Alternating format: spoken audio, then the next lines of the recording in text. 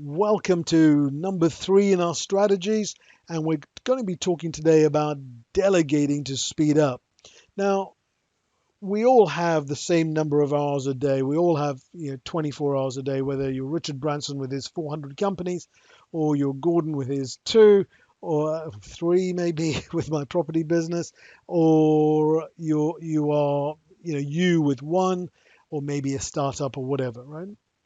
But we all have the same number of 24 hours, and we're only one person. So as fast as my automation and my systems can be, there comes a point where even there are not enough hours of the day as you grow even further to get everything you may want done to get done, right? That is the nature of entrepreneurs. We've always got a new idea, we've always got a new thing, we've always got something that we want to do better in improving our business, improving our service, improving our rewards, improving our family life. There's so many things we want to do, and so there's only one of us, and so we now need to start looking at delegating and delegating effectively. So how do we delegate? I've mentioned on the previous one of using the systems on how we delegate. I create my systems on video. I use this product called Loom, and using Loom, I am able to record my screen of how I do a certain task, and then I'm able to pass that on. I won't go through that again. You can watch strategy number 2 if you want to hear more about how I do that. So getting systems is really important when you're delegating, because one of the mistakes I see is people delegate without properly systemizing the task, so that somebody else has got to work out how to do it best. That is not necessarily, in fact, I would argue it is definitely not the right way of doing it, unless their skill trumps your skill in getting that task done. So for example, if I'm doing Facebook ads, my ads guy, his skill in running a Facebook ad is far superior from mine. So there's absolutely no point me recording something to delegate it to him, because he's got superior skill in that area. I just say, I'm delegating my Facebook ads to you. Please go ahead and do it. And he will use his superior skill to get it done. Make sense? Okay, so one of the key things when you're delegating is to have processes, systems, and a checklist. And like I said, record the videos, delegate it, monitor it. Now, when you delegate, you really want to avoid micromanaging, right? And how you avoid micromanaging is using the system we've just described, and then checking in. First, you check in at the beginning of the task delegation to make sure they've understood the instructions and they seem to be on the track to getting it right.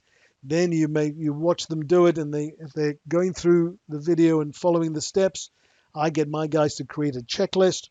If they follow the steps in the checklist, they should get the right result at the end. If they don't, one of two things has happened. Either your checklist or your system is not good enough and you need to improve it as you go, or they haven't followed the checklist, in which case you need to explain to them where they didn't follow the checklist so that they learn for the next attempt. And when they start getting it right twice and 3 times, you can then start taking a more distant role. And again, like I said, subject to, if they have more skills in that area than you have, then of course you must let them have it and just do it and work out their own system, which they can take you through.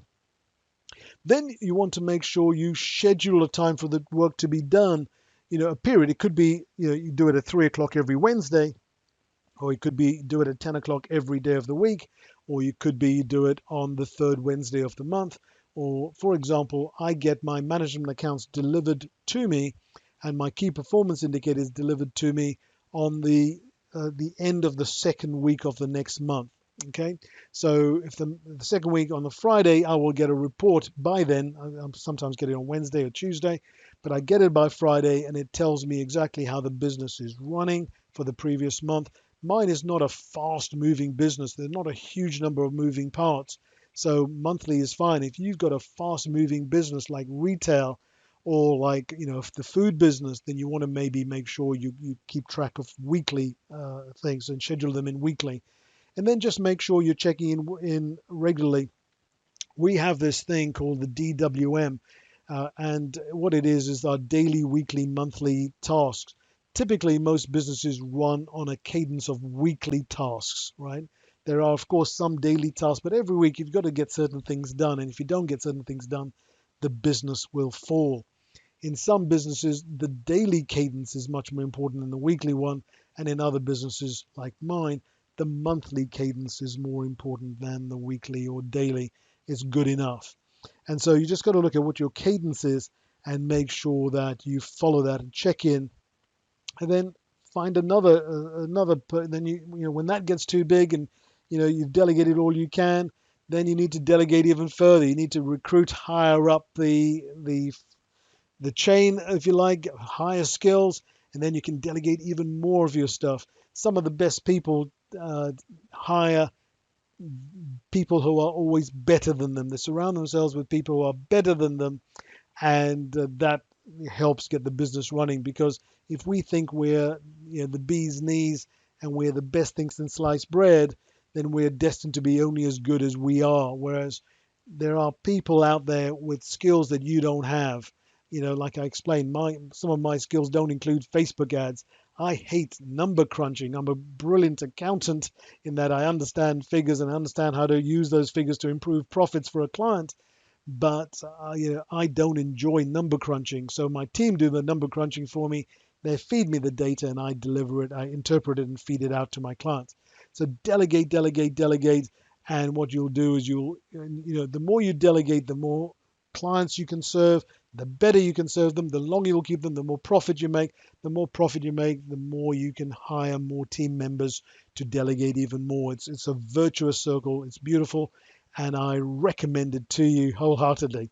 So that's number 3. You can tell I'm a little bit passionate about these. I don't apologize if you don't want somebody who's passionate on your team. You don't want to be hiring me, because I love business and I love helping my clients. So I bring that level of energy to everything I do with you. All right, number 4 coming up next time is dealing with the time vampires, the things that steal your time if it's allowed to run. And so join me on number 4, strategy number 4, where we're looking at scheduling certain things.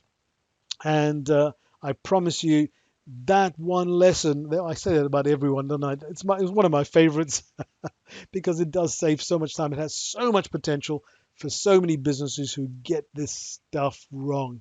All right, and I know that because I was stuck in this myself. So it's not something I've just made up. I knew I was stuck in it until somebody told me about these things. I didn't know about them. So join me number 4, scheduling, and I'll see you then.